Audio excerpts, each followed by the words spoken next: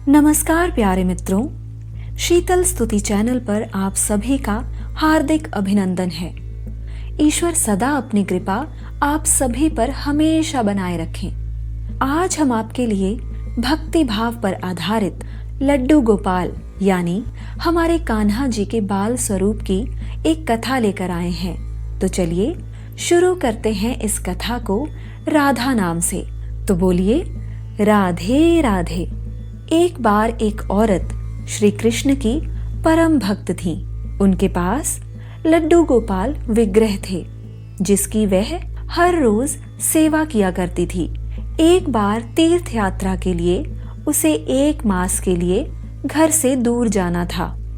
उसने अपनी बहू, जिसकी अभी नई नई ही शादी हुई थी, उससे कहा कि मेरे तीर्थ यात्रा पर जाने के बाद तुम लड्डू गोपाल जी की सेवा करना।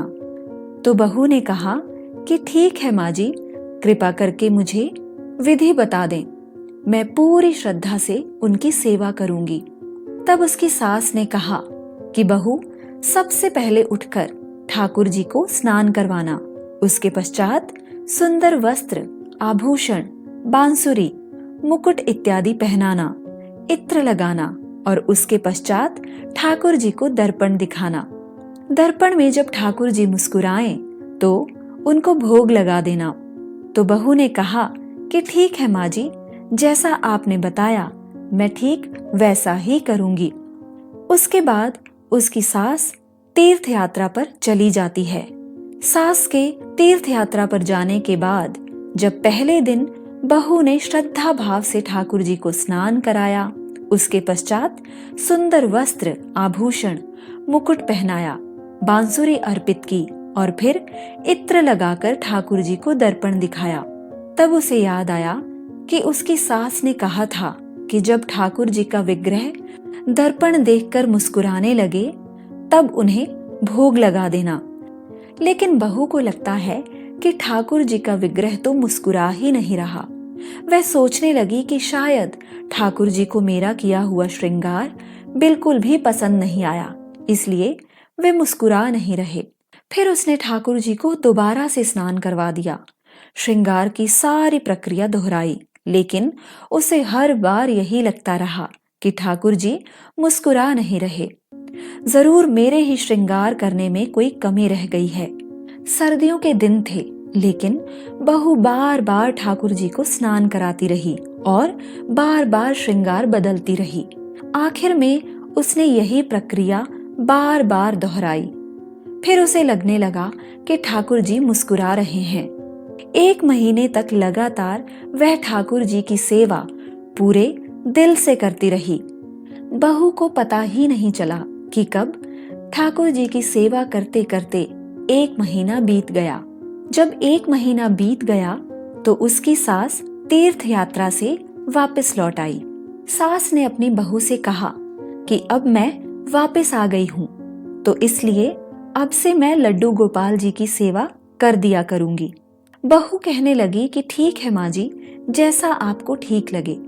अगले दिन सुबह सासू माँ ने ठाकुर जी को स्नान कराया और श्रृंगार किया, दर्पण दिखाकर भोग लगा दिया। रात को ठाकुर जी उसके सपने में आए और कहने लगे कि तुम मेरे स्नान और श्रृंगार की सेवा अपनी बहू को क्यों नहीं दे देती। उसकी सेवा में जो भाव है उसमें मुझे ज्यादा आनंद आता है। तुम भी हर रोज मुझे स्नान कराती हो, लेकिन उसने मुझे स्नान कराया, वस्त्र, आभूषण, मुकुट, बांसुरी इत्यादि पहनाए, लेकिन जब भी वह मुझे दर्पण दिखाती तो उसे लगता कि मैं मुस्कुरा नहीं रहा, इसलिए उसने मुझे बार बार स्नान कराया, बार बार मेरे वस्त्र आभूषण बदले। उसके इस भोले भाव के कारण मुझे सच में मुस्कुराना पड़ता है, इसलिए उसकी सेवा में सच्ची भक्ति का रस मिलता है। सपने के बाद उसकी नींद खुल गई।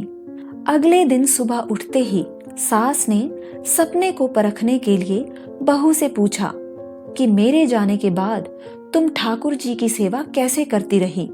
बहू ने फिर सारी बात अपनी सास को बता दी। ये सुनने के बाद सास ने बहू से कहा कि तू तो धन्य है, तेरे कारण मुझे स्वप्न में ठाकुर जी के दर्शन हुए और वो बहू से कहने लगी कि ठाकुर जी चाहते हैं कि उनके स्नान और श्रृंगार की सेवा तुम किया करो। और ये कहते हुए सास ने अपना सपना बहू को सुना दिया। तो दोस्तों, देखा आपने कि कैसे भगवान अपने भक्त की भक्ति के आगे विवश हो जाते हैं। ठाकुर जी को बहू की भक्ति देखकर मुस्कुराना पड़ा और उन्होंने उनके भाव को पहचान लिया। तो दोस्तों, इसी के साथ हमारी ये कथा यहीं पर समाप्त होती है। यदि आपको ये कथा अच्छी लगी हो तो कमेंट्स में राधे राधे जरूर लिखें। हम इसी तरह की कथाएं और प्रसंग अपने चैनल शीतल स्तुति पर पोस्ट करते रहेंगे, इसलिए चैनल को सब्सक्राइब जरूर कर दें। तो दोस्तों, जीवन के तपोवन में तपते रहें और साथ साथ प्रभु नाम जपते रहें। धन्यवाद दोस्तों।